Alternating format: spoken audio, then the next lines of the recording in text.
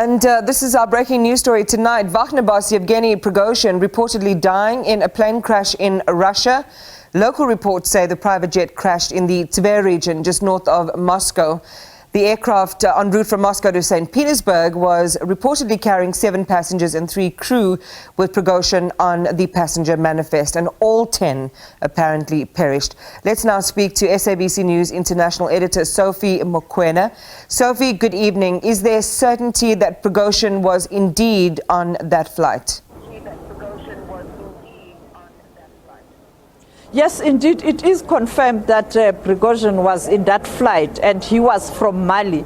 We are told that the Russians have now taken over the investigation because the incident or the tragedy happened in the Russian airspace after crossing Belarusian airspace. And therefore, the Russians are now looking at this matter. But, you know, there are going to be questions around what transpired. And after, you'd recall the incident where there was a standoff between the military of Russia and Prigozhin, and therefore it is going to be a big story. It is a big international story, and it happens at a time where the BRICS member countries are gathering here in South Africa. But you know that President Vladimir Putin didn't attend due to the challenges of the warrant of arrest by the ICC. And therefore, now I think tomorrow everybody will be scrambling to get a reaction from relevant people. For example,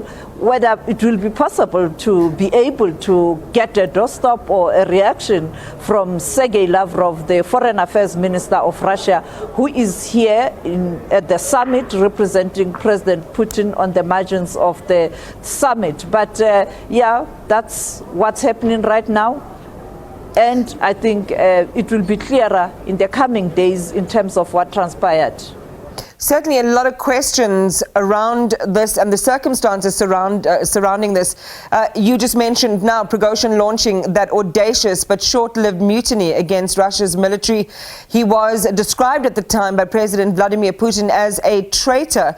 And I guess, Sophie, this in some ways does influence the narrative around this development. You are correct, Iman, that the interpretation will differ in terms of people reacting to what has transpired, linking it to that failed mutiny. And I think it is going to be a big story, as I pointed out, and different people putting across different views and reactions. And there's no way the issue of what transpired a few weeks ago or 2 months ago will not be part of what people will be talking about. But yeah, we'll hear the Russians are currently investigating. And you know that this comes at a time where you have a standoff in Niger between ECOWAS and Niger, and the neighboring countries, Mali, Burkina Faso, were saying that they are going to support the Niger military. And he was from Mali. So you can imagine it is not only a story in relation to Europe and Russia in particular, or international perspective, but also it is a story for the continent, because you know that we have Wagner forces in countries such as Central African Republic. You know that yesterday, in fact, one of the leaders, or the rebel leader in Libya, had a meeting with the Wagner group. And also in Sudan, you have members of the Wagner group assisting one faction or one general. And therefore, it is not only a story for Europe or the international community, but also us on the continent. Where to from here with the Wagner group that is also operating military on the continent, and also having interest in mining on the continent in countries such as the Central African Republic. And therefore, the problem is on our doorstep.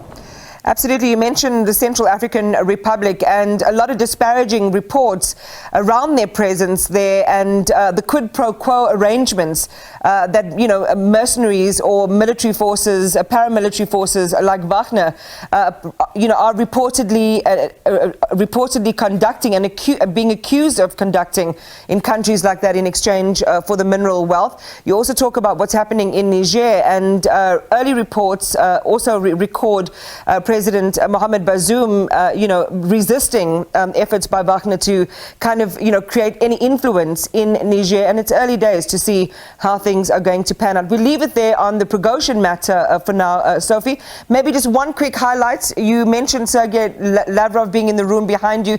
That's Gallagher Estate. That's where the banquet that is being hosted by South African President Cyril Ramaphosa is currently underway. What are you seeing there, Sophie? What juicy tidbit can you share with us before we say goodnight to you? Well, some leaders didn't pitch for the dinner. The president of China, Xi Jinping, didn't pitch, but he did send representatives. You have African leaders. I can talk about South Sudan.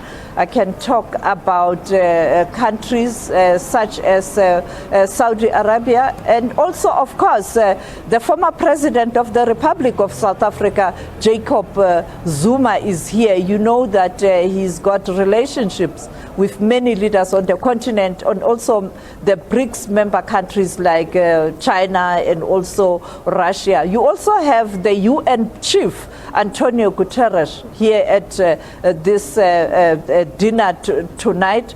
But also, I think you spoke about Sergei Lavrov. During the day, he met the former South African President Thabo Mbeki, and yesterday we saw Brazilian President Lula da Silva meeting former President Thabo Mbeki. You know, they are real friends. Yeah.